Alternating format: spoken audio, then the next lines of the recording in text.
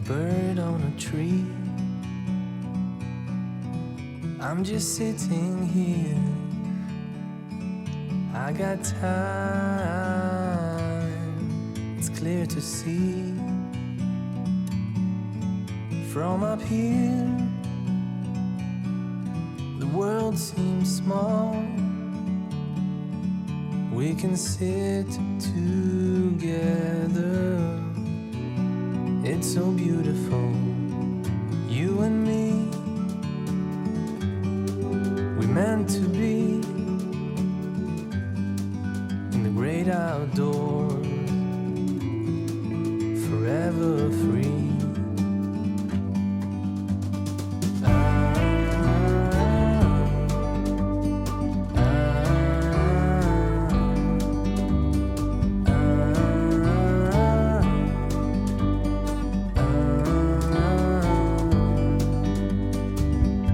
Sometimes you need to go and take a step back to see the truth around you. From a distance you can tell.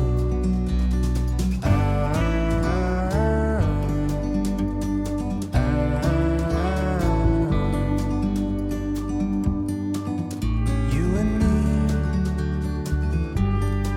were meant to be in the great outdoors, forever free. You and me meant to be in the great outdoors, forever free.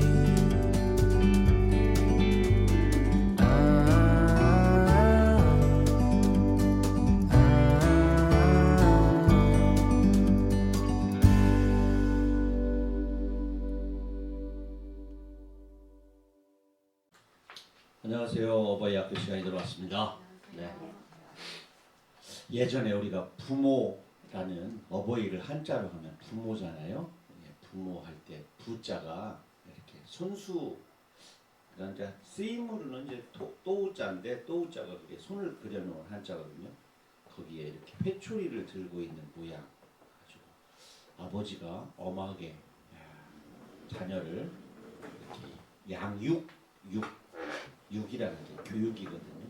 훈육하고 교육하는 그러한 모습을 그려놨다.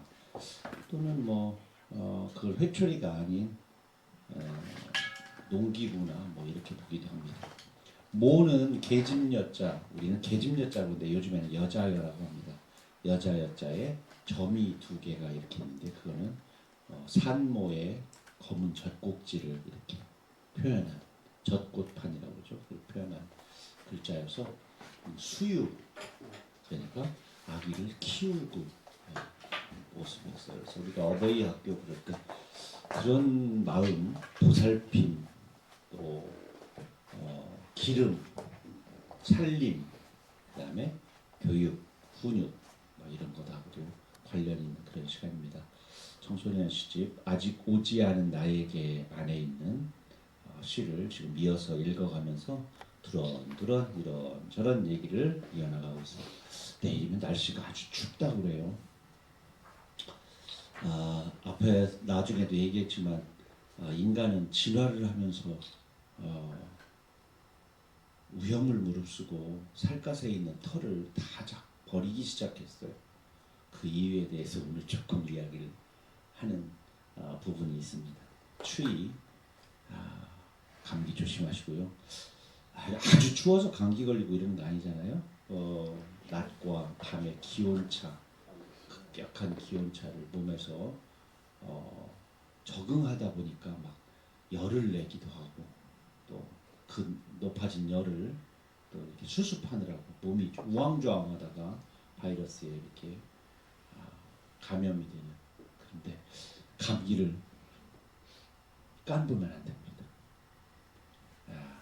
하나님이 마지막으로 또는 신이 마지막으로 우리를 거둬갈 때 마지막 신호라고 그래요. 그만큼 몸의 저항력을 가늠하는 그런 몸의 힘, 저항 이런 것들을 볼 수 있는 바로미터이기 때문에 감기가 오고 으슬으슬한다 그러면 빨리 수분 공급, 고온, 그 다음에 영양진, 음식과 비타민, 휴식 이런 것들이 필요할 거라고 생각합니다. 다 알고 있는데 그냥 어다가 또 콜록콜록 하면 그때서야 우리가 후회를 하죠. 그래서 기온이 급격할 변할 때는 빨리 몸을 체온을 유지해주고 또 올라갈 때는 좀 이렇게 밝게 벗고 얇은 옷으로 갈아입고 그랬으면 좋겠습니다. 하루하루 건강하시기 바라고요. 첫 시가 좀 아픈 주인공이 아내가 나와요. 그래서 시를 읽기 전에 감기 이야기를 좀 했습니다. 자, 먼저 아빠라는 시를 아름다운 목소리로 우리 주혜진 낭송가께서 낭송해 주시도록 하겠습니다. 아빠, 선생님 늦은 시간에 미안해요. 지금 여기로 와주실 수 있어요? 애인이라는 노래방이에요. 엄마가 쓰러졌어요. 노래 부르면 안 되는데 손님이 자꾸 시켰나 봐요. 엄마는 폐가 안 좋거든요. 남자친구가 멀리 현장 실습에 가서 올 수가 없대요. 사실 저 동거하고 있어요. 절대 나쁜 짓은 안 해요. 믿어주세요. 엄마가 이혼할 때 위자료를 조금 받았는데 새 남자한테 사기당했어요. 갈 곳이 없어서 2달 여인숙에서 살다가 제 남친 자취방으로 간 거예요. 정말 들어가기 싫었지만 시끄러운 여인숙보다는 낫잖아요. 다행히 방이 2이에요.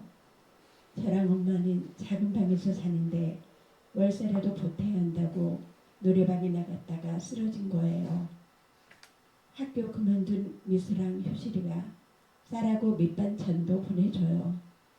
선생님 속을 많이 썩였지만 위리가 있는 계집애 들이에요. 우리 엄마도 착한 사람이에요. 노래방 도움이라고 나쁘게 생각하지 마세요. 청소하고 과일만 깎는데요. 저도 날라리가 아니에요. 현장 취업 이론은 저에게 주세요. 월급이 적어도 괜찮아요. 선생님이 제 인생의 마지막 담임이에요.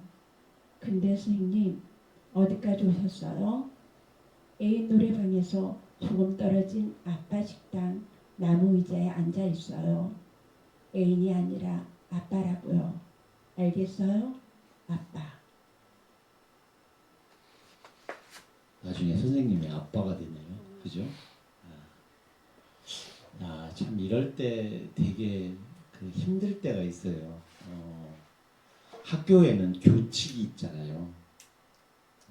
집단이 형성되면 그 집단 안에서 서로 지켜야 할 규율과 규칙, 규범이 생겨나게 되는데 그 규칙을 다 적용할 수 없을 때가 있어요. 내가 담임을 맡고 있을 때는 담임반 아이들을 규칙에서 조금 벗어나더라도 숨겨주고 감싸는 또 이런 담임으로서의 마음이 있거든요. 팔은 안으로 굽는다고. 근데 이렇게 아이들이 당황스럽게 직접 자기의 정보를 규칙에 위배된 정보를 담임한테 탁 얘기할 때가 있어요. 그럴 경우 되게 난감할 때가 있어요. 이를테면 어려운 얘기지만 여고생들 임신했을 경우 그게 실수였던 의도였던 이런 경우 지금처럼 선생님 저 동거해요 이렇게 얘기했을 경우 이것을 어디까지 믿고 따라줘야 되는지 또 어디만큼 보호해 줘야 되는지 엄청 갈등을 하게 되고 누구랑 고민을 또 나눠야 되는지 만약에 어떤 일이 잘못됐을 경우 그것을 미리 인지하고 알고 있는 담임의 어떤 법적이나 도덕적 책임은 어디까지 사회적으로 또는 교사로서 당연한 의무 사이에서 어디까지 지켜주는 것이 담임의 역할인가 이런 부분들이 되게 힘들 때가 있어요. 그런 경우를 많이 겪게 되죠. 이 경우는 일정 부분 제가 사실이거든요. 너무 결과는 안 좋았어요. 이 남자친구 아이가 나중에 오토바이 사고로 운명을 달리 했어요. 이 아이가 우리 저쪽 칠갑산 근방에 사는 아이가 이제 대도시로 공업고등학교로 와서 걔도 어렵게 방을 얻어서 살고 있었던 친구인데 되게 마음이 되게 아팠어요. 그러니까 어떻게든 이런 아이들이 내가 겪은 아이만 있는 것이 아닐 것이다 해서 언제나 제가 말씀드리지만 어떤 시는 답을 드리는 게 아니라 고민과 갈등이라고는 고민, 또 이야기, 질문 이런 것들을 독자한테 보여주는 거죠. 그래서 세상이 다 자기만의 세상과 동일하게 같게 펼쳐지는 것이 아니라 이러한 특수한 경우도 있겠구나. 이렇게 어린아이들이 감당하기 어려운 숙명 속에서 아이들이 발버둥 치고 힘들게 청년기를 거쳐가는 친구들이 있구나. 그래서 싸잡아서 요즘 것들이라는 표현은 매우 애정이 없는 표현이고 말하지 않는 것만도 못한 그런 표현이라고 생각해요. 달리 말하면 이렇습니다. 어린이 놀이터에 있으면 안 될 청소년들이 어린이 놀이터에서 만약 3, 4, 5가 있다. 또 골목 끄트머리 어디 으슥한 공사장 후미진 곳에 애들이 대여섯 명 모여 있다. 그러면 어른들이 지나가면서 그럽니다. 저 아이들은 범법자 내지는 우범자다.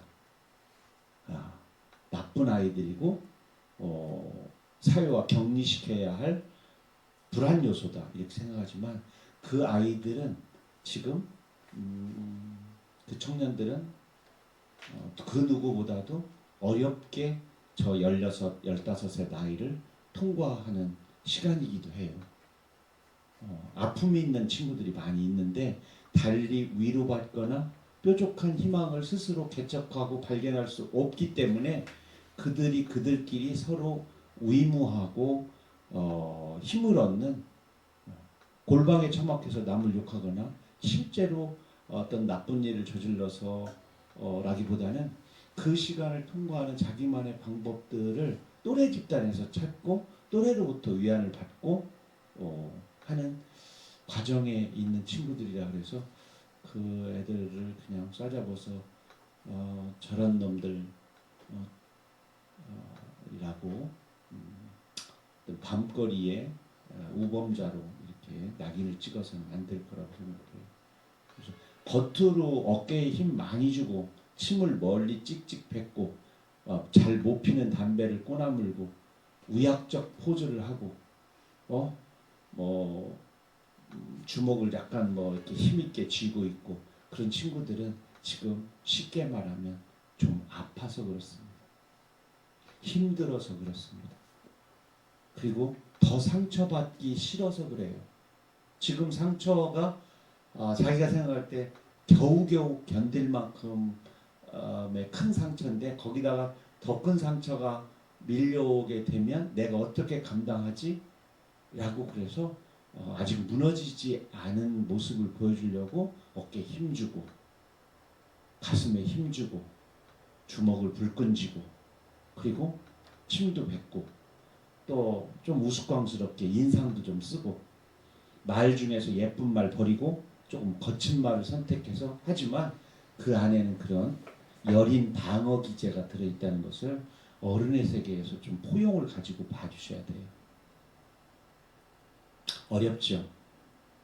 어려운 일이에요. 하지만 싸잡아서 매몰차게 냉소적으로 그들을 어느 아주 낭떠러지 바깥으로 밀어내서는 안 된다 하는 마음만을 어른들이 한 명 한 명 조금씩 마음의 여유를 더 가져주시면 좀 낫지 않을까라는 생각을 해봅니다. 1940년대에 40년 되니까 우리 한국 전쟁 이전입니다. 오스트리아의 정신분석학자예요. 정신분석학자 르네 스피츠, 유명한 사람입니다. 이 행동심리, 정신심리 공부하시는 분들은 이 르네 스피츠라는 사람의 책을 보게 되는데요. 감옥에서 태어나 길거리에 버려진 아기들을 돌봤어요. 위생적으로도 좋은 환경을 주고 영양 공부도 잘했어요. 그런데 감염률과 사망률이 매우 높았어요.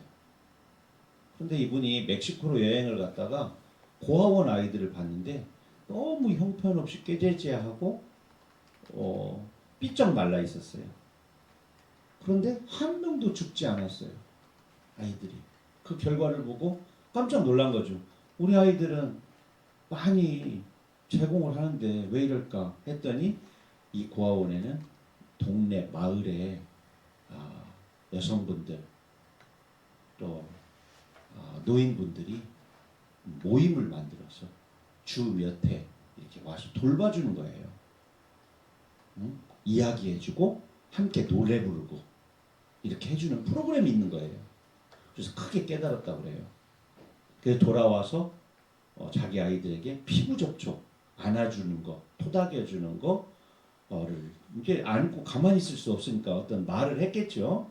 힘을 내라 또는 이렇게 피부 접촉을 더 늘려줬더니 훨씬 건강하게 자랐다고 합니다. 그래서 피부 접촉이 없는 유모차 타고 다니는 아이들이 점점 약해지고 또 이 피부 접촉이 없는 아이들이 더 피부병이 더 많이 걸린다고 그래요. 신기하죠? 이렇게 땅바닥 막 기어다니고 막 이렇게 헐키기도 하고 피부가 노출돼 가지고 이렇게 사람과 스치고 자연과 닿고 이런 친구들보다 그냥 피부 접촉이 전혀 없는 아이들이 아토피라든가 피부 질환이라든가 이런 증상들이 더 많아진다고. 그래서 피부를 유명한 이 밖으로 돌출된 뇌다 이렇게 표현을 하기 시작했어요. 의식 이게 느낀다는 거죠. 어느 정도 그냥 스치는 걸 느끼는 게 아니라 어느 정도 압박감이 이렇게 피부에 이렇게 눌려가지고 조금 이렇게 압박감이 있을 때 그 뇌가 작동한대요. 피부의 뇌가. 그냥 이렇게 슥 스치는 게 아니라 토닥토닥 한다거나 쓰다듬는 거 할 때 이렇게 껴안거나 할 때 우리가 그 뇌의 안정감을 오듯이 피부가 그런 느낌을 갖는다는 거예요. 그래서 이게 활성되면 엔도르핀, 옥시토신을 분비시켜서 행복감을 주고 안정감을 준대요. 이거를 유명한 말로 접촉위안. 따라해 보세요. 접촉위안. 접촉위안. 컴팩 컴포트라고 합니다. 그 컨택이 된 거죠. 이렇게 뭐라 그럴까? 선택이 되어져서 이 많은 것 중에 나 하나가 선택이 된 거잖아요. 우리가 100명을 안을 수는 없잖아요. 많이 안아야 2명 정도 안을라나요? 1명을 선택했으니까 그렇게 해가지고 접촉 선택이 되고 또 거기에서 위안과 평화를 느낀다고 해요. 동일화를 느끼는 거죠. 나를 안아주는 사람은 지금 나를 세상에서 인정하고 있다. 이렇게 하죠. 나무도 사람이 가서 자꾸 안아주면 그 나무가 그런 걸 느낀다고 그래요. 똑같은 나무를 2개 심어놓고 그런 행위를 하면 이 접촉위안이라는 말 우리 현대 삶에서 매우 중요하고 또 우리가 상담이 중요한 이유가 상담자하고 나하고 사이에 가운데 이만한 탁자를 놓고 저쪽에서 연필과 종이를 놓고 나는 여기서 녹음기를 놓고 이렇게 하면 접촉위안이 안 되는 거예요. 방어 기제만 생기고 그 다음에 폭력, 방어, 그 다음에 뭐 어떤 우리가 나쁜 어떤 그런 어떤 게 강화되는 거죠. 반성문을 쓰게 하는 일이 그래도 나쁜 거예요. 반성문을 쓰느니 한번 안아주는 게. 예전에 제가 학교에 있을 때 아이들이 처음엔 싫어했던 것 중에 하나가 잘못하면 담임선생님 일부 안고 있기가 있었어요. 나는 왜 안 된다. 그 대신 잘못하면. 근데 2번째 잘못하면 학생부장님을 가서 안고 있어야 돼요. 또 그전에는 학년부장님을 안고 있어야 돼요. 그래서 이제 어디까지 갔느냐면 매일 그 마지막에는 PC방 막 예, 책, 가방, 외투 이런 것이 다 저당 잡힌 애가 있었어요. 모든 시내에 그 50만 인구가 사는 시내에 모든 PC방에 얘가 다 그런 어떤 게 있어. 학교를 거의 뭐 그러니까 뭐 겨우 3분의 2만 나오고 진급할 정도였어요. 부모님이 집에 못 들게 비번도 바꾸고 별 일을 해도 이 중독에서 헤어나지 못하는 애가 있었는데 걔가 어디까지 갔냐면 교장 선생님 안아주기. 제가 걔를 듣고 팔짱을 꼭 끼고 교장 선생님 이러이러한 우리 반의 친구인데 교장 선생님 아무 말씀 하시지 마시고 그냥 꼭 좀 안아주세요 이 친구 좀 네, 했어요. 그래서 이제 꼭 안아 이놈아 이것만 하시다가 교장 선생님 그럼 안 되지 이것만 하셨는데 나오면서 내가 걔한테 그랬어요. 팔짱 끼고 나오면서 다음엔 누구게 이렇게 막 살짝 짜려보더라고. 육성회장님인데 학부모 회장님이신데 너 엄마보다 4살 많으셔. 두 분 오시라고 할 거예요. 그 뒤로 없어졌어요. 그 뒤로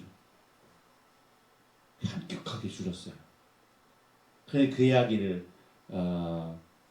동아일보에 컬럼을 쓰는 윤세영 선생님한테 제가 전해드렸더니 이틀인가 3일인가 후에 컬럼에 그렇게 실렸어요. 그래가지고 새로운 접촉위안법이죠. 뭐냐면 윽박 지르는 소리를 하고 또 다시 그렇게 하면 어떻게 할 것이야라고 하면은 그 약속을 교사가 지켜야 하기 때문에 그 폭력을 행하게 된단 말이에요.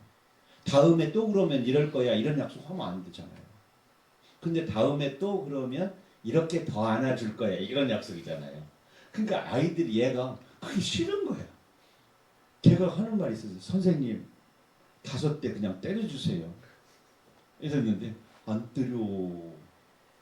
3분 안고 있을 거야. 그 대신 학생분을 안 보낸다. 이렇게 해서 많이 좋아졌어요. 많이 좋아졌어요. 정말 많이 좋아졌어요. 그리고 이제 오면은 애들이 누구 왔어요? 그러면 이제 오랜만에 오잖아요. 선생님 빨리 와서 팔짱 끼고 안아주셔야죠. 애들이 그랬던 기억이 납니다. 남학생이었어요.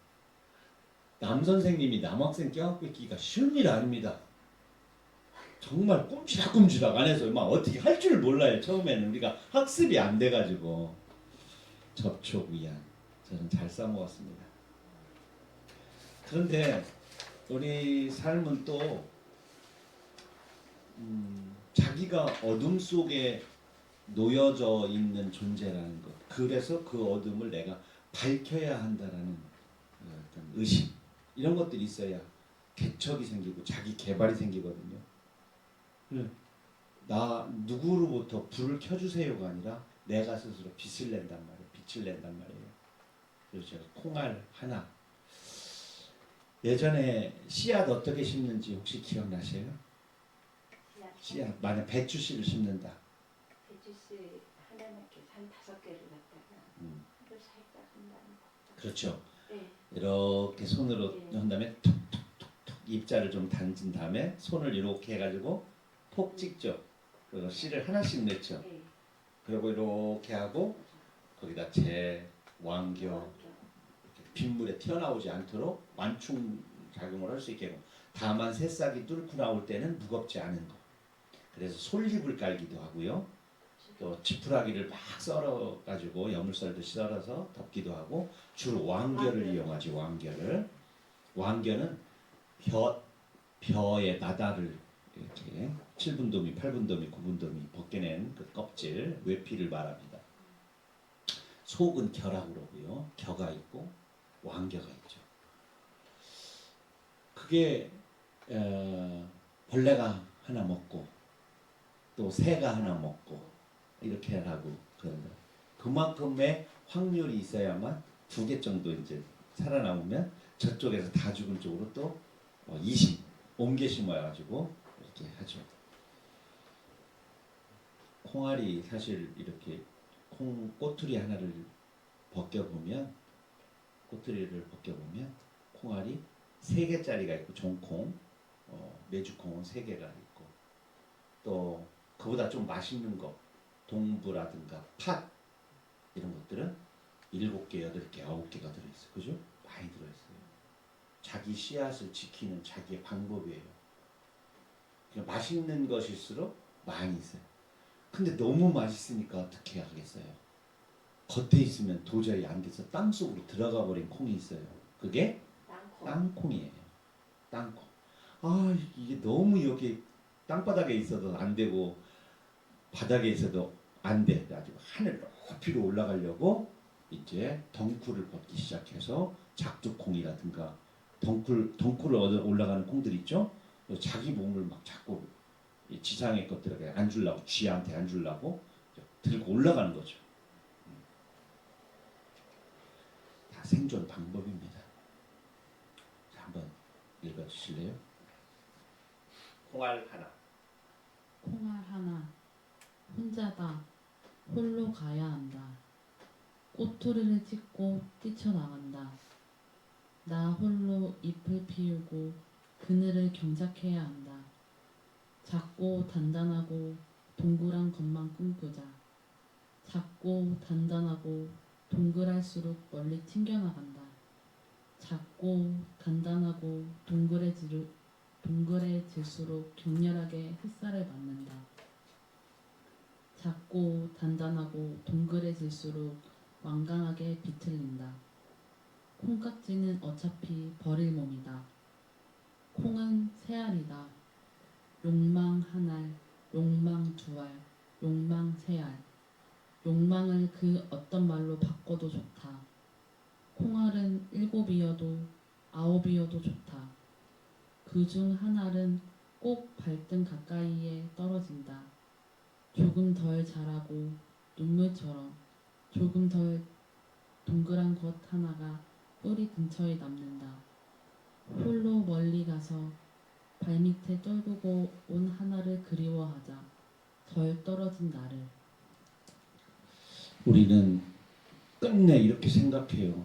나는 언제나 하나다.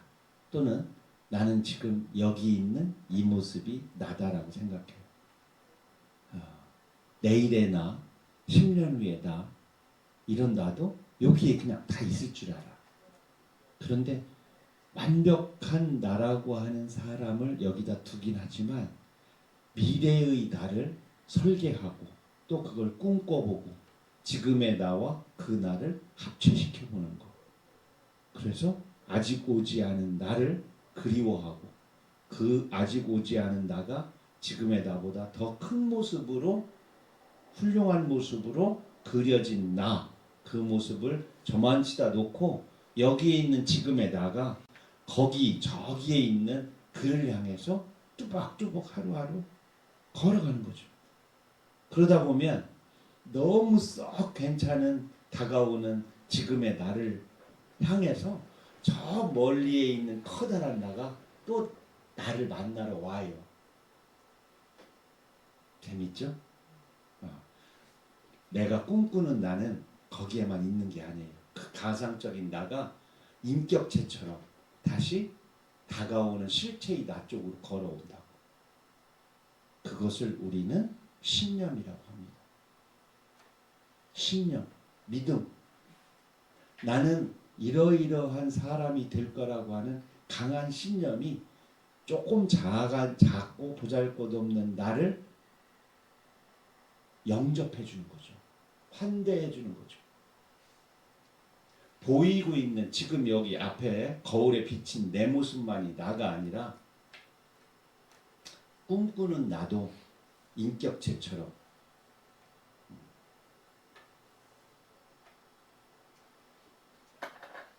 처음에는요 다 아시겠지만 내가 가고 싶은 나는 내가 한 발을 가면 그 아이는 5걸음, 10걸음 더 멀리 가 있어요. 그래서 도저히 그와 만날 수 없을 것 같아. 그렇죠? 그런데 그래도 따라가면 어느새 그 사람 그 나가 뒤돌아서서 양팔을 벌리고 내 쪽으로 걸어와. 그래서 꿈꾸던 나가 지금의 나와 한 몸이 돼. 그리고 속삭이죠. 네가 모르는 또 다른 나가 예전처럼 저 언덕 위에 있다고. 그래서 늘 꿈을 꾸고 그 신념에 찬 사람들은 그 신념이 방향 가르치는 방향 쪽으로 자기 몸을 끌고 가기 때문에 계속 성장하는 나로 되어 있어요. 성장하는 나. 그래서 제가 메모 안에다 이렇게 썼어요. 여기 덜 떨어진 내가 거기 아직 오지 않은 나에게 간다. 나는 끝까지 아직 오지 않은 나에게 간다. 근데 그러면서 나라고 하는 사람은 언제나 진행형이 되는 거죠. 움직임체가 되는 거죠. 그래서 우리는 인간이자 동물이에요. 움직이는 게 동물이잖아요. 움직여. 어디를 향해서 움직여? 이거를 이제 우리가 생각하면 되죠. 무엇을 위하여? 어디를 향하여? 어느 쪽으로 방향을? 근데 거기서 중요한 게 목적어. 무엇을 위하여? 누구를 위하여? 총으로 우리나 할 때에 무엇을 어디로 누구와 함께 그죠? 더불어 가지고 나 혼자만 막 가 있으면 뭐해? 별나라에 가서 뭐 반짝반짝거릴 일이 있어요? 함께 가는 연대 또 있어야 되니까 어디로 무엇을 위하여 누구랑 함께 이게 삶의 어떤 지표가 되면 좋지 않을까. 청소년들이 그랬으면 좋겠어요. 그리고 우리가 꿈을 꾸는 동안 늘 우리가 푸른 청춘이기 때문에 또 우리들도 그랬으면 좋겠어요. 저는 그런 면에 있어서 애송입니다. 애송이. 갓난아이는 아닙니다. 왜냐하면 갓난아이는 울음으로 자기를 표현하잖아요. 자기 감정을.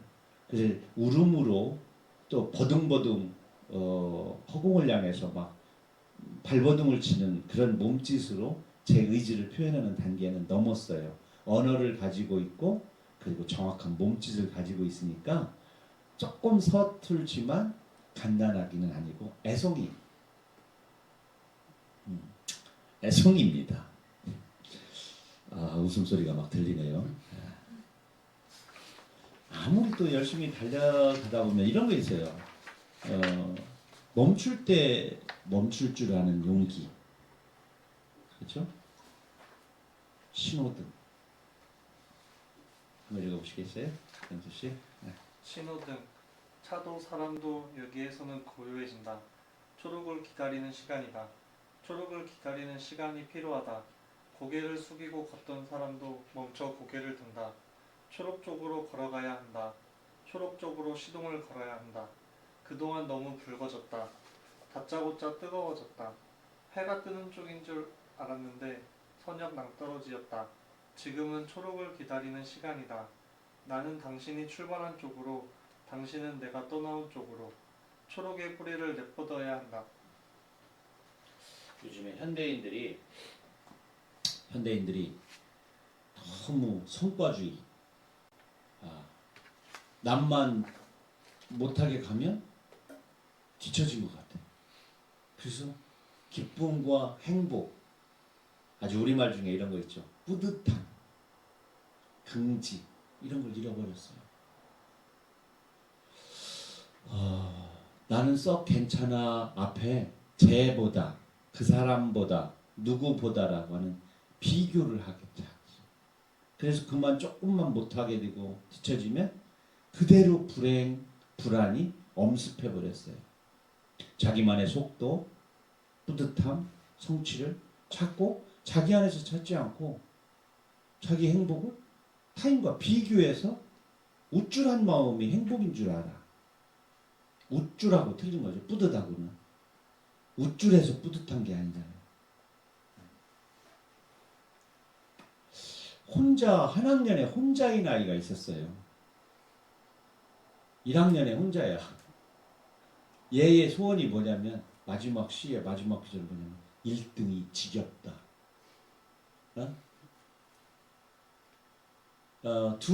둘이만 있으면 하나가 있고 또 하나가 있으면 둘 사이에 사이가 생기잖아. 그러면 사이좋게 지내야 되잖아요. 혼자 있으니까 사이좋게가 없어. 사이를 잃어버려. 그런 동시를 엊그제 이제 한 달 전쯤에 제가 썼는데요. 아직 발표는 하지 않았지만은 멍 때리기가 나왔을 때 정말 웃었죠. 한강변에 사람들이 앉아가지고 멍 때리기도 그냥 멍 때리면 되잖아요. 이렇게 바위 같은 데 있어서 흘러가는 구름도 보고 또 음악도 듣고 세상에는 자연의 소리가 진짜 있는지 자연의 소리, 생명의 소리가 정말 존재하는지 정체춘의 노래에 나오는 시인의 마을에 나오는 그 가사가 실제로 있는지 고요하게 귀를 기울여서 그 자연의 소리, 생명의 소리를 들으면 되는데 또 거기에 출전을 하네. 돈 내고. 그래서 또 서로 경쟁을 하네. 멍 때리기를 또 경쟁하고 또 거기에다 규칙을 세우고 뭘 하면 되고 안 되고 이게 무슨 또 멍 때리기야. 그런데 그런 게 존재할 만큼 우리는 여유도 아니에요. 멍은 여유가 아니라 정말 숨가쁘니까 이러다 죽는 거 아니야? 라고 하는 낭떠러지까지 숨가쁘게 뛰어왔어요. 올라와 보니까 옥상이야. 올라와 보니까 피리침 끄트머리에 있어. 번개를 맞게 생겼어. 그러니까 이제는 아닙니다. 이제는 돌아볼 때, 이제는 멈춰설 때, 이제는 고요해질 때. 그래서 가짜 평화를 만들어서 그 가짜 평화를 우리가 또 학습하고 이런 잠이 안 와가지고 물결 소리, 숲 바람 소리, 장작 타는 소리를 녹음해서 그것을 팔았었어요. 처음에는. 지금은 유튜브에 보면은 잠 안 오는 어떤 때 듣는 소리 같은 경우도 있어요. 얼마나 조회수가 많은지, 얼마나 많은 사람이 잠을 못 이뤄서 그 장작 타는 소리 녹음하는 것을 들어가면서 잠을 억지로 청하는지 생각해 보면 이건 너무 아니구나 하는 생각이 들 때 있죠. 또 멍 때리기를 또 찾아보면요. 멍 때리기의 장점 이런 것도 있고요. 멍 때리기 방법 이런 것도 있어요. 그러니 참 멍 때리기도 이렇게 이론화되어 있다는 것을 보고 한편으로 쓴웃음이라고 그러죠. 쓴웃음이 났어요. 멍을 때리면 스트레스 해소와 일정 부분 휴식이 되고 당연히 멍 때리고 있으면 신체적으로나 이완이죠. 근육의 휴식 또 정신의 이완 이런 것들을 주겠죠. 그런 순간에 창의성이 생기기도 하고 전혀 안 풀렸던 문제도 툭하니 해결되는 경우가 생기고요. 또 집중력이 향상이 되고 우리가 뭐 선불교 마냥 기억력도 도움을 주고요. 차분해져서 삶의 질이 향상된다고 해요. 멍 때리기의 방법을 찾아봤더니 생각나는 대로 그대로 두어라. 그러면은 무념무상한 지경까지 가게 된다.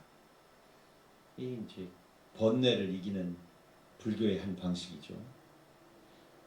깊이 다이빙하고 나오지 않기. 나오기군요. 물속으로 깊이 들어가는 방법도 있고요. 멀티태스킹이라고 그래가지고 멀티태스킹은 뭘 하나를 하면서 또 다른 일을 하고 또 다른 일을 하면서 분산시키는 거죠. 하나에 집중을 시키는 게 아니라 우리가 이거 멀티태스킹 일전에 했었어요. 공부하면서 볼펜 돌리는 거, 뭐 이런 거죠. 공부하면서 막 손가락으로 책 돌리는 거, 이런 거 막 우리나라 사람들이 손의 민족이어서 손이 잘 발달돼서 정말 잘하죠. 막 위아래로 돌리고 촥 집어던졌다가 다시 받아서 돌리고. 책 돌리는 거는 한 번에 뭐 한 10명 정도는 책을 손가락에다 넣고. 우리 현수 씨 학교 다닐 때 그거 잘했었어요? 책 돌리는 거? 네. 이렇게 잡아가지고 돌리기 시작한 다음에 균형 딱 잡아서 그걸 뭐 정말 그 정도면은 외국 어느 방송에 묘기 대행진으로 특기로 재능 기부할 정도의 실력인데 우리는 그냥 너무 흔해서 이 멀티태스킹입니다. 경계를 전환하고 휴식 시간을 확보한다. 어느 정도 시간까지는 뭐 이럴 거야. 아무것도 하지 않을 거야. 전화도 받지 않을 거야. 뭐 이런 거죠. 어떤 잠깐 휴식으로 뇌에 휴식을 주고 학습력, 창의력을 높이는 방법에 관해서 이야기가 있었습니다. 하여튼 지금은 좀 초록을 돌봐야 할 시간이다. 너무 오랫동안 붉은 열정으로 피 끓는 열정으로 막 달리다 보면 땅 떨어져. 피레치 위야. 불판 위에 앉아 있어. 어느 날 순간에 내 엉덩이에서 고기 탔네요. 왜 이렇게 달리는지 모르고 옆만 보고 달리는 거죠. 앞만 보고 달려온 거예요. 내 목표에 앞만 보고. 옆만 보는 거 뭐냐면 딴 놈이 나를 이길까봐 불안해서 달리고.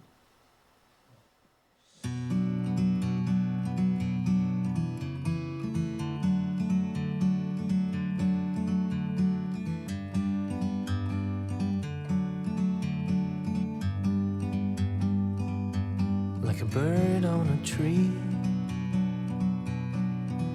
I'm just sitting here. I got time, it's clear to see. From up here, the world seems small. We can sit together. It's so beautiful, you and me. We meant to be in the great outdoors, forever free.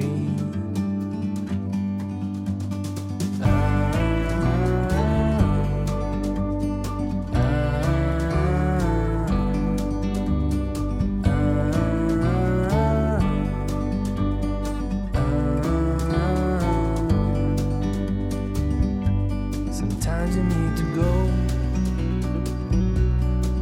and take a step back